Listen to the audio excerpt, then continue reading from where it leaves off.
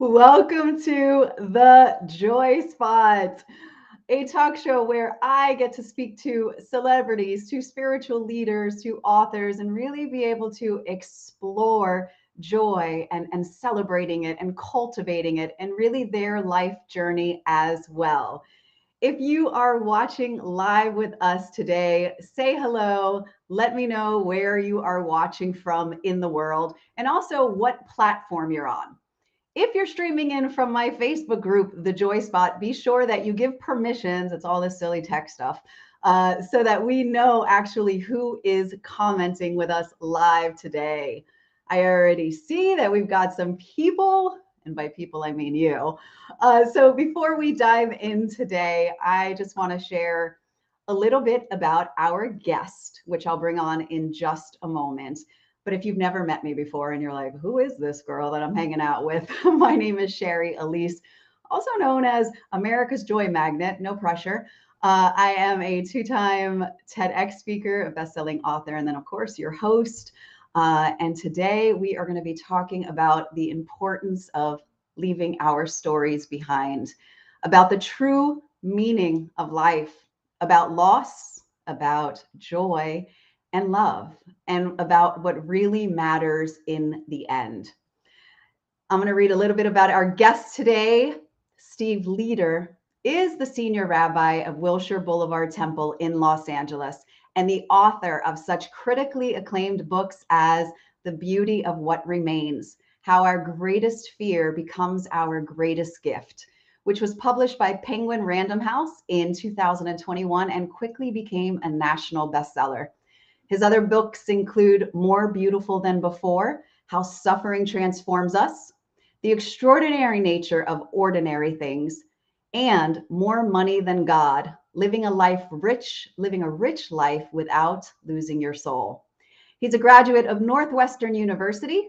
He studied at Trinity College, Oxford, and was ordained at Hebrew Union College. He's the winner of numerous awards for his interdenominational and cross-cultural dialogue. Leder's been a guest everywhere: NBC, CBS, ABC, NPR, PBS, Spectrum, and Fox, and has been featured in the New York Times and LA Times, among many other places. Rabbi Leder's newest book, which we're going to talk about today, For You When I'm Gone, 12 Essential Questions to Tell a Life Story, was published also by Penguin Random House in June of last year and is a New York Times bestseller. Newsweek Magazine twice named him one of the 10 most influential rabbis in America. But most important to Steve is being Betsy's husband and Aaron and Hannah's dad. He's also a Jew who likes to fish. Go figure. Please welcome to the show my guest, and I would like to say my friend now, Rabbi Steve Leder. Hi, Steve. Hi, Shari. So great to be with you. Thank you for that very kind and generous introduction. Yes, I'm so excited. We've had some time to talk off screen, and then I got a chance to be interviewed by you on your show. And I understand why everybody is enthralled by you. And for so many reasons, because your energy is beautiful, because your wisdom is deep, because your soul is kind, and because you're generous with your time and with your heart. So thank you for joining me today on the Joy Spot. I think we should quit now. You're like, I'm good. Let's walk away. Everything's going to be a disappointment after that. I mean, come on. Well, guys, you heard it here first. So I'm glad you tuned in for this part. Oh, look, we got my mother Lark here today. Good morning, Mom. Oh, my goodness. That's I great. know. We've also got Facebook users streaming in from Long Island, New York. I can't see your name, but welcome to the show. So, Steve, I'm going to start with something that you wrote in your book, and then we're going to go back just a little bit. Sure. You wrote, I saw that people can and do face death and grief, even when they think that they can't. I never would have believed it at the time, but I've become much like my first boss and that funeral director whose tour shocked me with its matter-of-factness long ago. From years of experience, they understood that death really is a part of life, essential, universal, expected, mundane even. None of us are making history when we die. And in many ways, all our deaths are the same. I understand that now too. I read that and I went, whew, okay. It's all mundane, but our lives are rich. Yes. We're going to talk a lot about this today.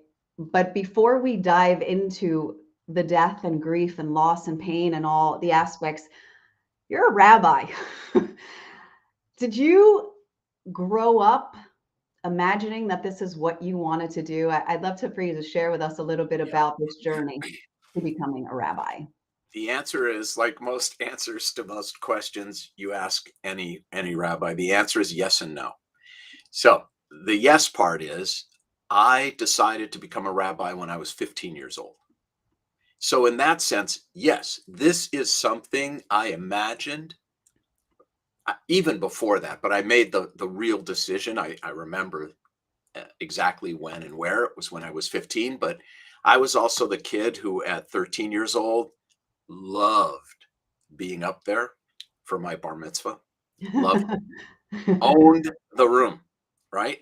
I was just felt like I was born for that. Yeah. And it was a place, the synagogue was a place that I felt was special and beautiful and elevated and filled with wisdom and knowledge and the kinds of conversations that frankly were not happening in my um, working class family.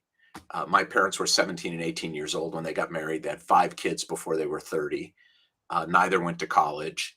And there were many beautiful things in my family, but elevated discourse was certainly not one of them. Um, and so I always felt it was a special place and a special calling. And at 15 said, "Oh, this is for me." So in that part, yes, I imagine it. Now, did I have any idea what it would be like to embrace the role in the way in which I have embraced it? No. I had no idea that any of what I have become engaged in was possible. I had no idea of how difficult it would be. I had no idea how difficult it would be on my family. I'm still, frankly, just beginning to really learn as my kids are now in their 30s and speaking more openly about their childhoods and their young adulthoods. So, yes, I imagine being a rabbi. No, I had no idea what that really would mean for my Yeah. life. It's interesting what I read about, you being sent to summer camp because you were, that kid that I guess got arrested. Well, I don't know. Were you arrested for I was stealing Bob arrested. Dylan albums? Yes, I was arrested when I was 14. So I already said there were 5 kids. I was the fourth of 5. My parents were pretty much done parenting by the time I rolled around.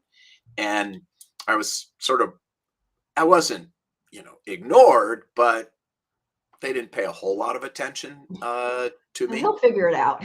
Yeah, exactly. I mean, just one simple example, like we had a very wide creek that ran through our backyard.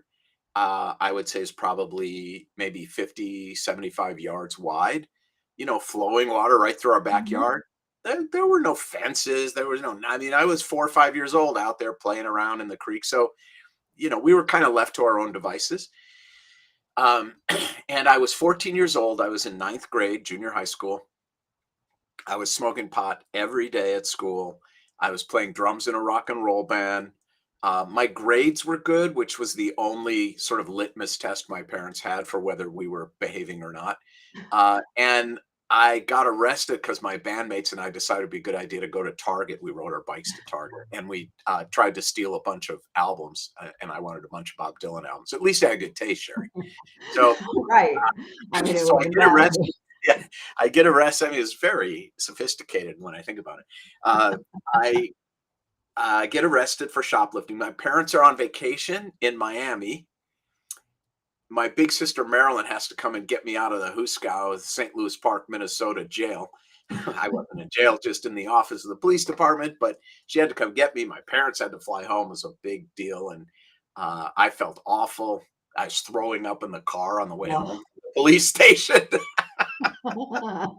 You're a rebel there. Yeah, and, yeah. So it got my parents' attention, which was the Yeah. best thing, and they realized that I needed to change my peer group, which means they needed to change my peer group and pay more attention to me. So they sent me to this Jewish summer camp in a place called Oconomowoc, Wisconsin. And Shari, from the moment I stepped off the bus, I fell in love with everything about it. Mm, Everything. yeah. The I'd never seen a rabbi before in shorts and a t-shirt who could throw a baseball. That was amazing to me because my rabbis were these old, stuffy German guys. Yeah. Here were these like young guys who basically went into rabbinical school to avoid the Vietnam War, and they were like cool. I couldn't believe it. And there were, the counselors liked the music I liked, and the whole place just blew my mind. And really, I never looked back from that moment on. I just felt like this is where I belong. This is for me. And and I I've n- I won't say I've never regretted the decision, but I have never been anything less than proud of the decision. Mm. There's a lot to read into that in there. Well, it's a hard life. It's a hard Yeah. job. If you uh, want to do it well, if you want to do it differently than others do it, if you want to really grow, it's like any other field. It requires your heart and your soul. I imagine because I went to temple as a young girl, not regularly. We just went for the high holy holidays. And I saw that I had the same thing that you envisioned, or you saw the rabbis as, and you thought stuffy and all of this stuff. And in reading both from both of your books, I'm just going to post them here for those, The Mm, Beauty of What Remains and For When I'm Gone. Uh, what I never took into consideration until you talked about it. I just only saw the rabbis as giving the sermons, as right. doing the bar mitzvahs, and not what you did that, but then also what you had to face on a consistent basis. And you Yes. wrote in your book that you've had to preside over thousands of funerals, write thousands of eulogies. Yeah. And I can't imagine that at that young age that was the thing that you were thinking about that you would be doing. I had no idea what it would be like to shepherd people through terrible losses, death, the loss of a marriage, the loss of a career, the loss of a reputation, the loss of their money, the loss of a child. I don't think there's anything that sucks the marrow out of my bones more than helping parents bury a child. And I am the least affected, and it sucks the marrows out of my bones. So, this is and then there's the fundraising, which is also just so extraordinarily difficult from an emotional perspective. Because then something that should be non-transactional takes on an element of becoming transactional. Mm, And then you have the whole issue of managing people. I mean, we have a 10,000 member congregation. We have hundreds and hundreds of employees. They have problems. They have lives. They have families. They need to be hired, and sometimes they need to be fired. So you're also the CEO of a medium-sized business. And it's a lot. Now, that also feeds me because I get bored pretty easily. And I really like the multiplicity of opportunities. But being a rabbi of a very large synagogue like mine and growing it the way we have is requires things that I never ever could have imagined. And however, you make an interesting point about preaching. I used to teach a class at the seminary called homiletics, which is just a fancy word like homily for how to write sermons, wedding addresses, and eulogies. And the first thing, I would walk in and the students are like, I don't want to be in this class. This is bullshit. Why do I have to be here? I'm going to spend maybe 2% of my time preaching and, who cares? And the first thing I do is I did was I would sit them down and say, look, I know what you're thinking because it's what I was thinking when I was in this class 30 years ago. You're thinking, I'm going to give maybe 3, 4 sermons a month. Each will be 5 to 10 minutes long. Why do I need to focus on that when there's so many other things that I'm interested in? And my answer is, and you are proof of this, while preaching might be 2% of how you spend your time, it is going to be 100% of how most people evaluate you, because it's 100% of their experience with you. You are not going to be performing weddings, funerals, for most of your temple members. They're seeing you in that role almost 100% of the time. So while it's 2% of your time, it's 100% of their evaluative experience. So you better be great. That's how we started the class. But there's an awful lot more to being a rabbi than sermons. Yeah. And what I have felt and seen, and just even what you're sharing right now is, and as you talked about, leading people, shepherding people through this, I mean, that plays a big toll on your own personal wellness, well-being. Enormous. How do you handle that? Well, at times, not very well. The more difficult part for me, frankly, is, I mean, what you're describing is, and I don't mean to diminish it, but it's just hard work. Okay. Mm-hmm. Being the rabbi of, a 3,000 family congregation, the order of magnitude, the amount of work. Yeah, but that's just hard work. I grew up scrubbing toilets at Leder Brothers Scrap Iron and Metal in Minneapolis. Like, I know about hard work. Mm-hmm. That's not an issue. And that doesn't kind of erode your inner being. It's exhausting, but it doesn't erode your mental health or your inner being. The more difficult part is living as a symbolic exemplar. Living as not just a person, but living as a symbol in a person's psyche, living as a symbol for an entire community. And therefore never being able to be fully authentic. All of my relationships are colored by the fact that I'm a rabbi. Everyone interacts with me with their own set of projections and assumptions. And I really try to be gracious about it. And I believe I have been mostly gracious about it. But it's not an easy way to live. I remember, I like to say I'm widely known in a small circle. I can't imagine how celebrities do it. I just That's can't. exactly what I just thought about with celebrities, the life you're leading. I'm not a celebrity like celebrity, but in a small community, I am extremely well known. And it's not that small a community.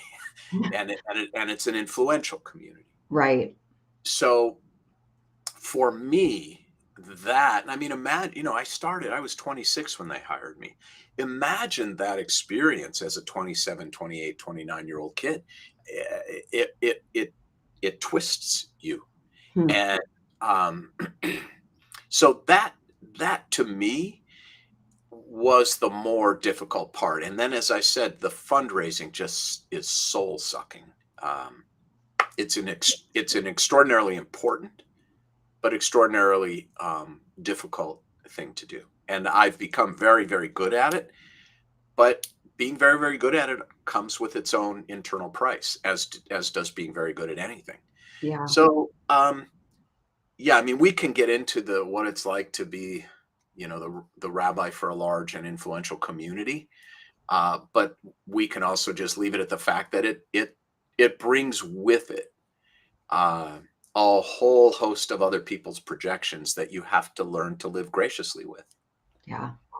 Well, first, I just want to say thank you for serving so many, because I know that that's not easy to do, as you said, for so many reasons. And being seen, as you said, is not fully who you are, but as the symbol. So I know that's not an easy life to live, but I know that beautiful lessons have come from of being that symbol. Yes.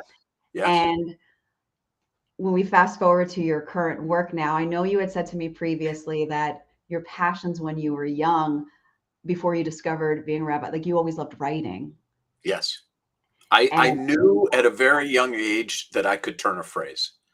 mhm, I just had this ability with language, obviously unschooled and unstudied, and I was able to get better at it, but I could always turn a phrase, always. yeah. And that was always my like my superpower. And the other was having an incredibly, and I thank and despise my father for this. You know, there's dissonance in every parent-child relationship. Mhm. I Hi, Mom. she loves you and she hates you. um, but she's over it. Yes. I um my SAT scores were not as high as some of my classmates. Mhm, Um, but I have the ability to outwork most people. mhm. And that's been the differentiator. That and the ability to tell a story. Ultimately, rabbis are storytellers. I Yes. think ultimately, I think ultimately all human beings are storytellers. You know, in one of my books, I quote the poet Muriel Rukeyser, who said, "The world is not made up of atoms; it's made up of stories." Mm, And I really believe that. yeah. We are ultimately the inheritors of stories. We're the holders of stories, and we're the teller of stories. And our life is is a story ultimately. So in that sense, if you're willing to work really hard and you can tell a story, you're going to have the opportunity to move people. Well, you tell beautiful stories. I got to tell you, I was moved just by this. I was there in your camp, summer camp with you, with the long-haired hippies and the Yeah, music. Like you yeah, do string your words beautifully together. I just want to encourage everyone that if you haven't grabbed Steve's books, I really want you to grab them. We're going to talk about them right now because I'm like go, looking at the time and I'm like, yeah, oh no. yeah. So talk to us about this journey towards let's start with the beauty of what remains, Okay, and really what brought about yeah. that book. Well, that okay. So basically, the beauty of what remains, honestly, was written in the form internally in the form of an apology. Mm, What do I mean by that? For 35 years, well, 32 years, I had been helping literally, you know, thousands of people through the death of a loved one. I'd seen 1,000 dead bodies. I'd written 1,000 eulogies. And that's not rabbinic hyperbole. That's real. And I thought I was doing a really good job of helping people through death and grief and loss, including the dying. Like I thought I'm pretty good at this. I'm helping people. And then my father died after a 10-year journey through Alzheimer's disease. mm, And in that experience, I realized how wrong I was about certain things that I had been saying and doing to help people. You know, there's an old Yiddish expression which is a half truth is a whole lie. And I realized in that journey from Steve Leder to the rabbi to Steve Leder the son that I was telling some half truths about death and grief and loss. And it mm, caused me to rethink of some very important aspects of loss and death and grief, and to fully appreciate and explore and experience the dualities of loss, the duality of memory, that it's beautiful and it's painful, right? The idea that you and I were raised with under the teaching of Elizabeth Kubler-Ross, that there are stages to death and dying and grief. mhm. I learned that that's bullshit. That grief is a non-linear Yeah, experience. It's much more like waves than a descending line of pain. It's not how it mm, works, right? yeah, Um, so this book was my reassessment. It's both a memoir and a field guide. And that was the tricky part of writing it. I think we pulled it off. But that's what makes it different. There are very few field guides, memoirs about death and dying. By the way, very few written by men. Very few. It's a space. Interesting. It's a space dominated by female voices, which is of course fine, but it's nice to have that other perspective. And so the book is really about everything Steve Leder, the son, discovered that Steve Leder, the rabbi, didn't really fully understand in terms of death and grief and loss. So that's how that book came about. I learned so much through the experience, and I felt it would be helpful to other people. What would you say is the biggest thing that you learned? If you could wrap that one from your father's death, let's say, before we moved on to what for you when I'm gone.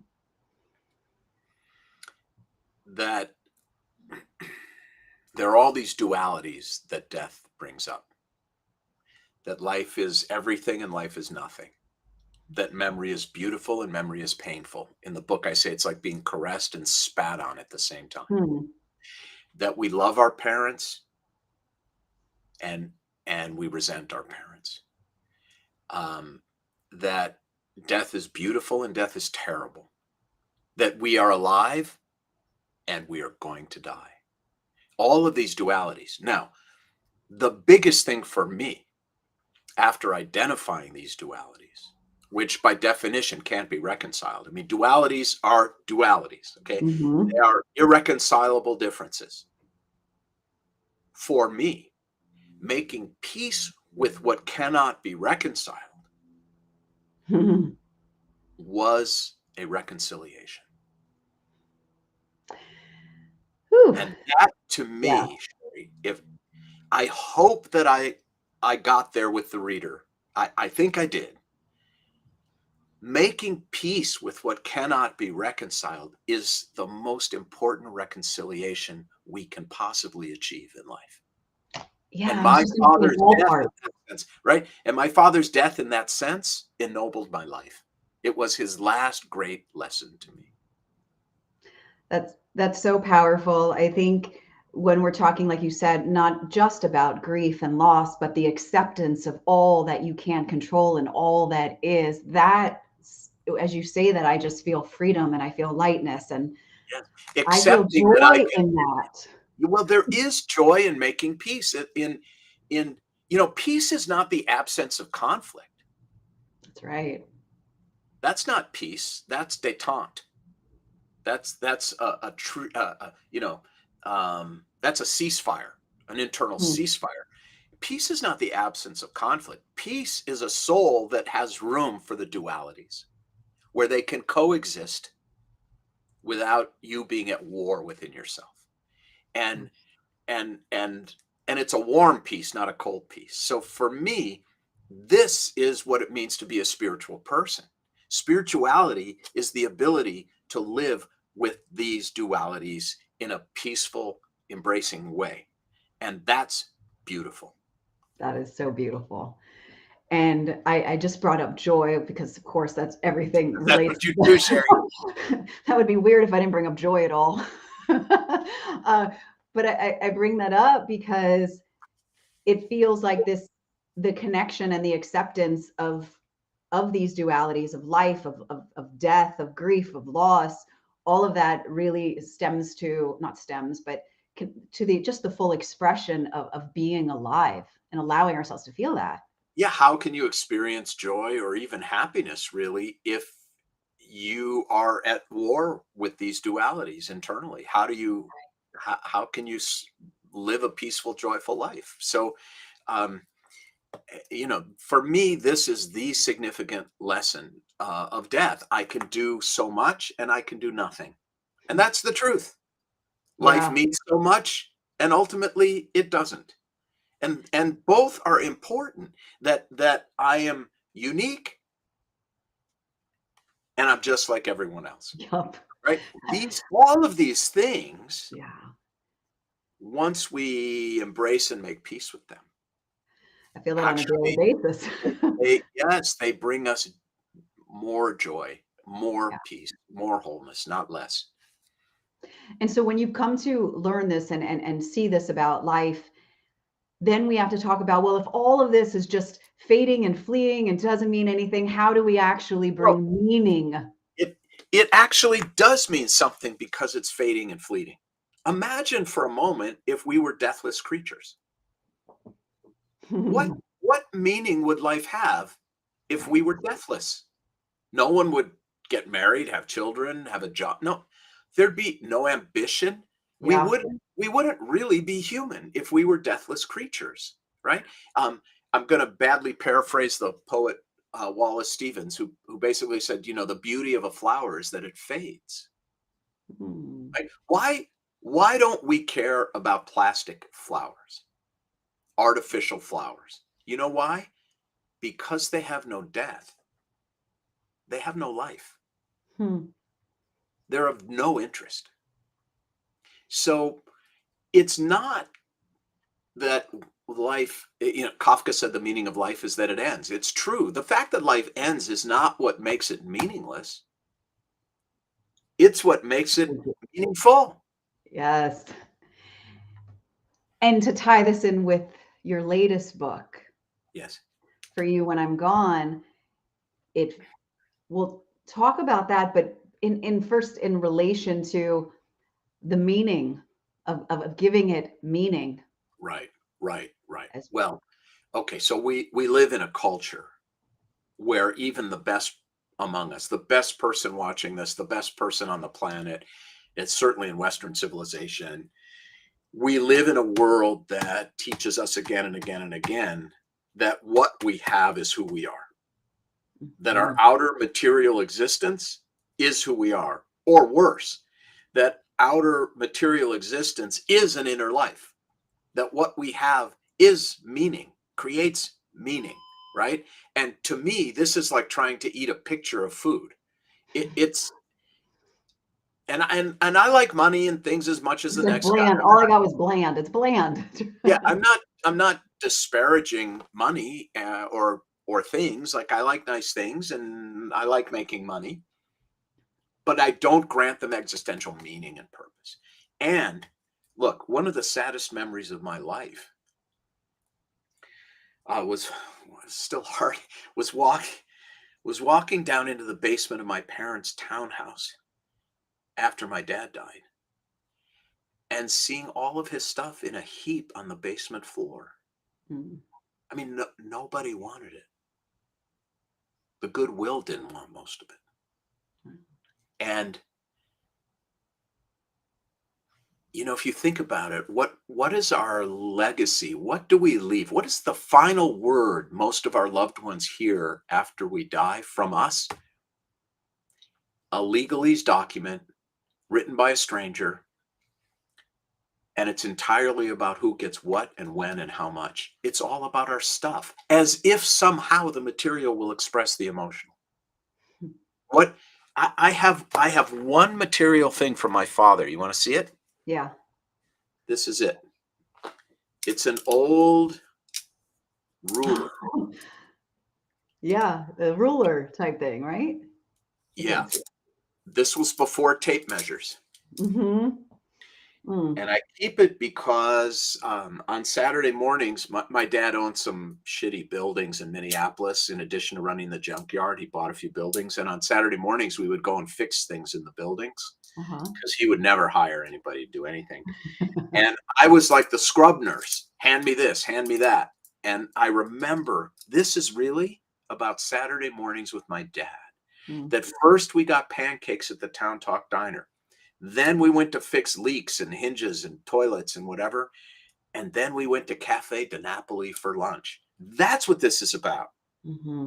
This is worth nothing materially, but it's worth everything spiritually. And so this book, For You When I'm Gone, is a way to help people create a document, which I call an ethical will or a legacy letter, that will actually leave people what they need, which is your love, your life wisdom, what you learn from your regrets, what your final blessing to them would be, what you want on your epitaph, etc., etc. Now, Jews have been writing these since the 11th century, but most people know nothing about them. So this book will literally hold your hand as you create your ethical will for your loved ones. I've written it for our kids, and it's bound with our estate plan. Like, they don't get to the money till they Really? read this ethical will. Yeah. And I when love you that. really think about what you cherish from your loved ones who are gone, it's never a what. It's never a thing. And we make that mistake. There's a chapter in The Beauty of What Remains called Nobody Wants Your Crap. And the double entendre is deliberate. My good friend was just over in England clearing out her mother's space, and she just said she has so much crap. Yeah. Like, and she was like, I don't know what to do with this. She was like, I understand, and it's sentimental to her, but what? So yeah, I get that. Can I shared with you this the first time that we talked, and with your book, it brought up, with the ethical will, it brought up the book that I gave to my grandmother in 1999 that asked her all questions about herself and the family. Yeah. And there was You have something it. in me, and I didn't know, there was something in me. I had seen it, and I was like, I want to know more about my family. And it has been the most precious thing until years ago. I forgot about it and so I think I urge people, this is what's really going to matter, is That's exactly, right. are these 12 questions. I'm going to show some of your chapter, your 12 essential questions, Yep. and ask you about these. Sure. I know that you said, sorry, everybody. I know that I heard you say that, right, that you basically wrote these in what you call 35 years and 15 minutes. Yeah. Yeah. Yeah. Talk Because about my editor asked me, when I handed in the first draft, she said, how did you come up with these questions in this order? They just unfold a person's truth. A eulogy, this class I used to teach about writing eulogies, I would write on the board, an obituary is the facts, and the eulogies are the truths. Because the fact, for example, that I was born in St. Louis Park, Minnesota on June 3rd, 1960, that's a fact. It doesn't tell you anything about me except my age. Mhm. Now, there are truths about my life that have nothing to do with the facts, and those are what are most important and enduring. So she asked me, how did you come up with this? I said, well, these are the questions I ask when I'm gathered to gather a family together to talk about their loved one to prepare for the funeral, so that I can write a eulogy and they can write eulogies about the truth of this person's life, not the facts. Everybody knows the facts. They're irrelevant. Yeah. So this is an attempt to help people explore the truth of their lives, because then, Shari, once you have that, then you get to do something that I think is enormously important. You get to hold that MRI of your internal truth up to the light, and you get to ask yourself, I think, the most important question a human being can ask, which is, okay, this is what I say my truth is. Am I living it? Or is my life mostly pretend, kabuki? I This, took that quote from you right here. it's an Are we op- living our truth, or are we yeah, just talking about our truth? right. Are we in alignment, or are we just bullshitting everyone, including ourselves? And the fact that life ends makes this doubly sad if we're not living an aligned life, because we're missing the opportunity for that wholeness that is so important to happiness and fulfillment and meaning. So this ethical will, yes, it's for your loved ones when you're gone, but it's also for you. It's a That's, gut check. yeah. That's what I got so much, is that you get to actually align your life, like your truth, your actions, your values, and to exactly what you're saying. And Yeah. so, Yeah. as valuable as it is for the person who receives it, it seems like it's I'll give you a good example. One of the questions is, what do you want your epitaph to be? What do you want written on your headstone? I spend a lot of time in cemeteries, and despite the fact that we all lead unique lives, almost all the headstones are the same. We almost all have the same goal, which is loving, fill in the blank, loving husband, grandfather, father, brother, friend, loving mother, grandmother, wife, father, husband, friend, whatever it is. That's what we all say we want. Yep. Now, can you reverse engineer your life in order to be aligned with what you say you want to be remembered as. Do you want it to say, loving brother, and you haven't called your sisters in a year? Really? Really? So it's an opportunity to start reverse engineering your life in contemplation of death.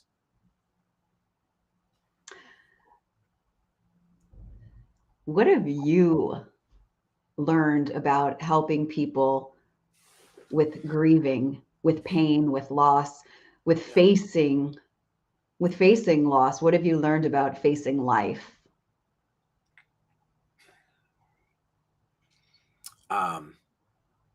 So many things. I mean, it's ultimately, this is what the beauty of what remains is about, but I can tick off a few important ones. One of them is that life matters, that you matter. Another is that it really is amazing what you can get used to. Human beings, not because they are extraordinary, but because they are ordinary human beings. We all have built within us this incredible strength to walk through the valley of shadows back out into the light.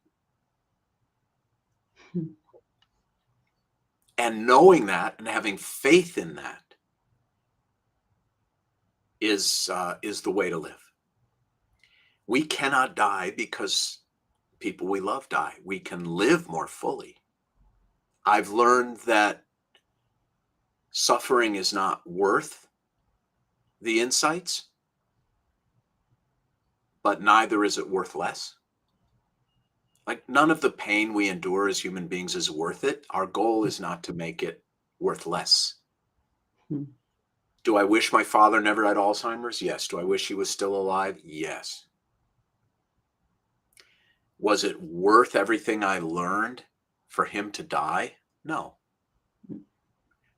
But as I say in the book, as you know, if you have to go through hell, and we all go through hell, then there are many forms of hell. There's the hell of losing someone we love to death. There's the hell of cancer. There's the hell of a kid in trouble.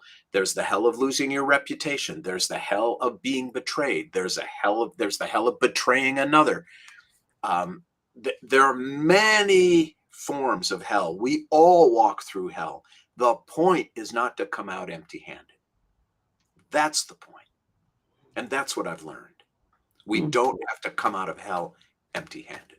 We can come out of hell with insights and commitments and a faith that ennobles our life and makes our life more beautiful. And no, it's not worth it. It's both. It's another duality. What are you coming out with from this life? From mine?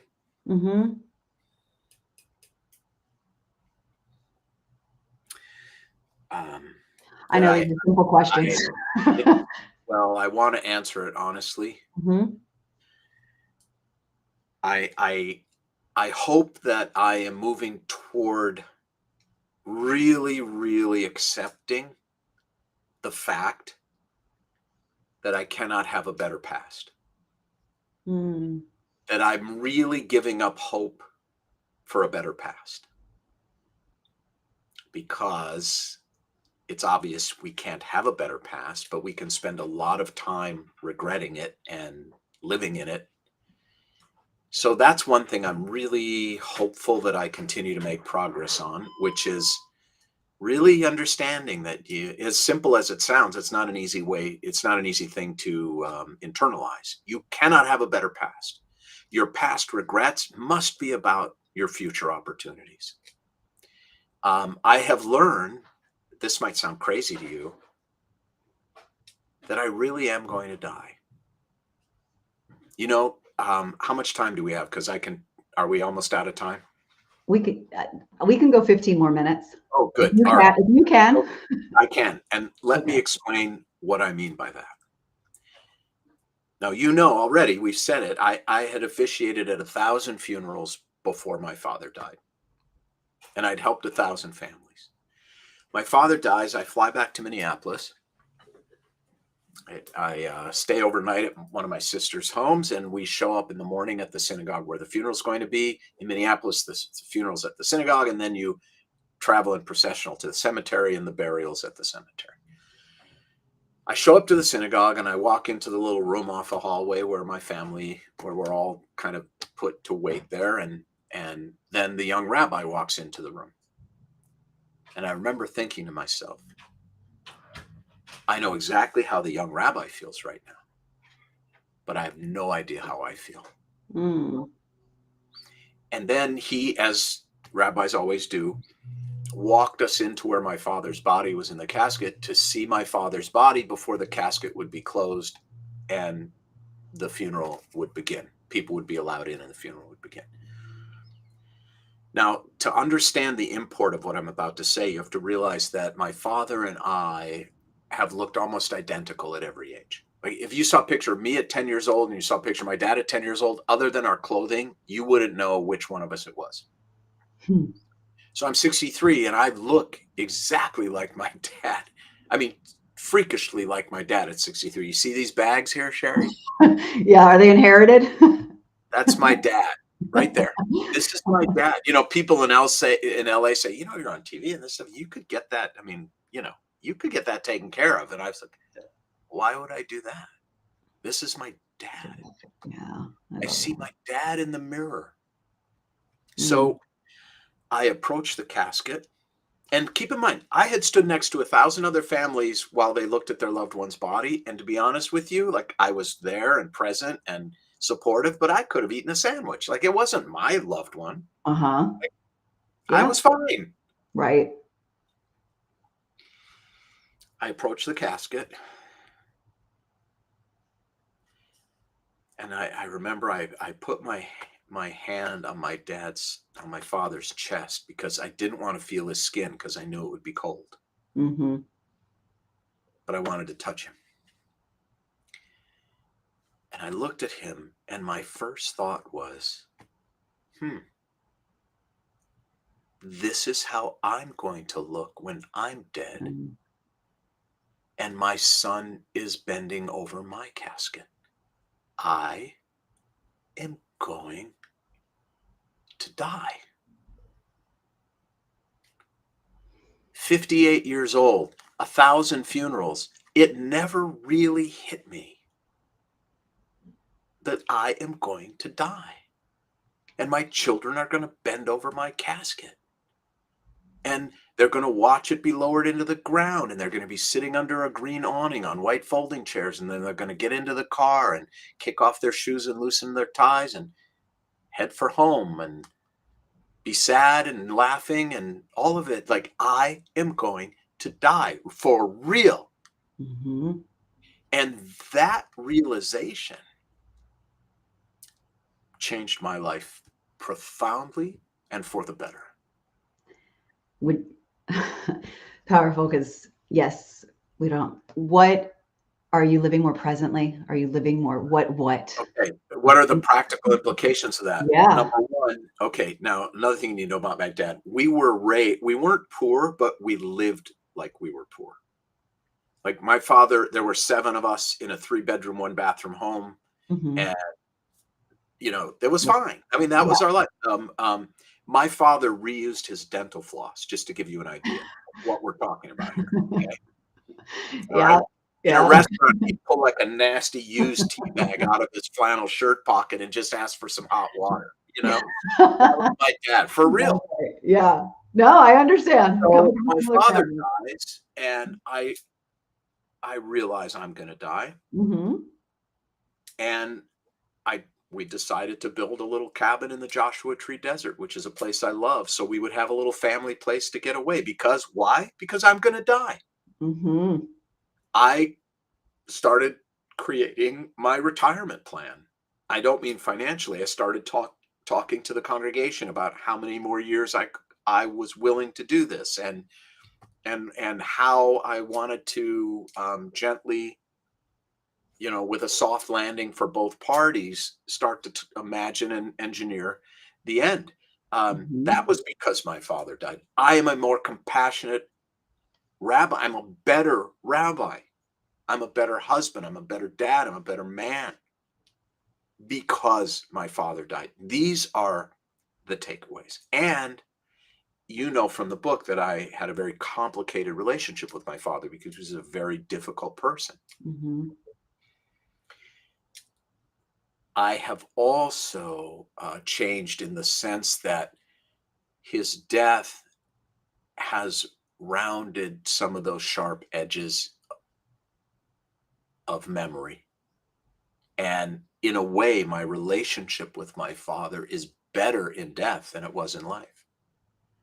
And I appreciate him more and differently than I did while he was alive. And this too is just part of learning to make peace with the cognitive dissonance of having a parent. I mean, there wouldn't be a therapist working in the world if we didn't love and hate our parents. Yeah. Right? If our parents didn't get it right and wrong, there'd be no therapist allowed working. Well, So they're the ones that, created the initial triggers. I mean, the initial wound. Like that's that's right. it. Yeah. That's right. So these are the ways. Now, I will say, unfortunately, it has not led to me taking better physical care of myself. Okay. Uh, and I'm hoping that that's next. But and I hope that I won't be. Well, I won't because I've engineered the retirement plan. I am not going to be a workaholic till the day I die. Good. You've done a lot of serving. And Yeah, as I have, and I'm burnt out. And before my father died, I never would have admitted it because it would have been a sign of weakness. mm, But I don't see it as a sign of weakness. I see it as just a truth that needs to be embraced. I am burnt out. that is that acceptance that you were talking about, That's right. being able to say that. And you're right. And it does make you, well, you didn't say these words, but I say a more powerful leader to accept these aspects of yourself, because then you get to now actually start serving yourself. Yeah, and you know what's interesting? Since I've been talking more openly about this and the retirement Mhm. plans have been announced, Uh-huh. a lot of these older men by older, I mean my age in the congregation, including people who I was afraid to ever tell I was burnt out because they were Uh-huh. trustees and the president and this and that, they all feel the same way. Yes, truth And telling. they're coming to me now as a model, as an example, and saying, "How did you come to the conclusion? What are you thinking about the future? What do you wish you had done earlier?" Now all of a sudden I'm the expert on like I was gonna say, now you're leading in this way. Now you're serving in this way, yeah, actually. Like, it's like these people I was afraid to tell I'm burnt out are like, "Oh man, I'm so glad you've come clean about that because I feel the same way. What uh, should I do?" truth telling, honestly, when I first came out and talked openly about wearing wigs because I have hair loss, all of a Mhm. sudden I became this thing for people like coming to acceptance about their Yeah. own secrets and the things. And it's Yes. an, Well, I've done that, as you know, with mental health. yeah. I suffer from an underlying anxiety disorder, which goes Mhm. way back in my childhood because I grew up in a fear-filled home. Mhm. And I have spoken and written openly and honestly about what a difference psychiatric care and medication has made in my life. I mean, it absolutely changed my life for the better forever. And I'm proud of it, right? And we need to destigmatize mental health. I mean, the simplest way I put it to people is, you see these? Mhm. Without these, I couldn't be a rabbi. I need Explain. glasses. I have a physical Uh-huh. disability. I need these. Nobody cares. Nobody cares. Right. There's not something So, wrong with you because, right. yeah. So I like to say, like, store bought is fine. Store bought is fine. I take 125 milligrams of Zoloft every day, and I'm a calmer, more at peace person. I'm still myself, but Mhm. I'm not afraid of getting fired or losing my, identity or whatever it is, or being homeless, eating cat food on the street. All these crazy fears that I always had to suppress with a brutal work ethic. At one point during the pandemic, they just came flying out of the basement of my psyche, these demons, and I could not function. And this combination of therapy and medication gave me my life back. And I'm proud of it. And this is like you with your hair loss. I By the way, I think hair is way overrated anyway, just I tell myself that every day when this comes off. yeah, yeah. But it opened up just a flood of people seeking me out and saying, "How do I take the step you've taken? What do I do?" And I'm proud of that. Very proud of that. It's part of your journey, and I'm grateful that you're sharing that with everybody and being so open, because yes, of course, it does make people feel that it is okay what they're going through. And I imagine, because we are wrapping this up now, even though I could talk to you forever, uh, I want to talk about the relationship, because when people hear mental health journey and then they hear the words joy, when I talk about joy, but then they're so deeply ingrained or in with their anxiety or depression, or I just want to get your insight into what joy means to you and the simple ways that you are able to connect to it and find it in your own life. Well, I'm going to parse it a little bit. Mm-hmm. There's happiness and there's joy. They're both beautiful. Happiness is a more temporary, kind of ephemeral thing. An ice cream cone, a Mm-hmm. promotion of this or that. You can be happy because of things and moments, but it's fleeting. It comes and it goes. And it's kind of sometimes just luck, like winning the lottery. Mm-hmm. And there's nothing wrong with happiness. And by the way, you can be happy alone. Okay. I can be Yes. sitting alone in my den watching the Minnesota Vikings play football, eating a quart of ice cream, and I'm freaking happy. Right. Uh-huh. But joy is a different level. For me, joy is sort of the fruit of a slow growing, communally nurtured tree, right? Joy is going through everything together, parenting a child, and then walking that child down the aisle. That joy at the wedding, that's not about the wedding. It's about those 30 years, right? Yep. And so joy is something that is built through consistent communal effort with one person or an entire community. So it takes a village for joy. It takes an individual for happiness. They're both important. They're both beautiful. It's so beautiful. And of course, that's why I relate to you, because, I do understand the difference between happiness and joy. My last question that I want to ask you is, what story do you want to leave behind for your kid? What do you want them to talk about, say about you? He really loved us. Thank you. Everybody, you heard it here first. Tell your story, share your story, give your family and your loved ones more than just the material stuff. I'd love for you to go out and grab Rabbi Steve's books, all of them. He's got a lot, but here are a couple of them for you when I'm gone. The Beauty of What Remains. Tell everybody how they can stay connected to you. Follow me on Instagram, Steve underscore, there it is on the screen, leader. I actually answer everything myself. I love Instagram. I do have a website. I don't interact with it, but you can find a lot of things there. And Wilshire Boulevard Temple, I'm easy to find in Los Angeles.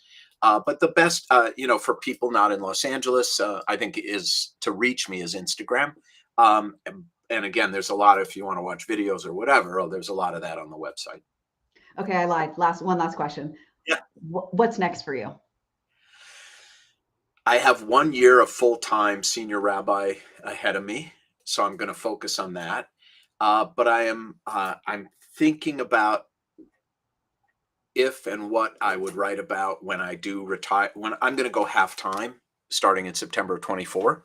So I think I'll probably take on another book at that point. And in the short term, although there's now a writer's strike, I'm working as a creative consultant on a couple of really interesting TV shows. That one of them is definitely getting made, the other is speculative, but it's really fun. And I love being in the writer's room with people 25 years younger than I am. It's at my age to be able to enter a completely new world full of young people is, I mean, what a trip for me. Yeah. It's fantastic. And I want to spend more time in the desert, which, our house will be done pretty soon. And I also really, really love solitude. Same. So cool. The writers group sounds like another summer camp for you. Just being It is. around really cool That's right. people. Like That's that's what it right. sounds like. I want to thank you so much again for being here with me today, talking with us, sharing with us your heart, and helping us to make more meaning of the lives that we're currently living. And thank you all so much for watching. Join me on this Thursday, where I will be talking to New York Times bestselling author Neil Donald Walsh, the author of Conversations with God. Thank you, Steve. Thank Appreciate it.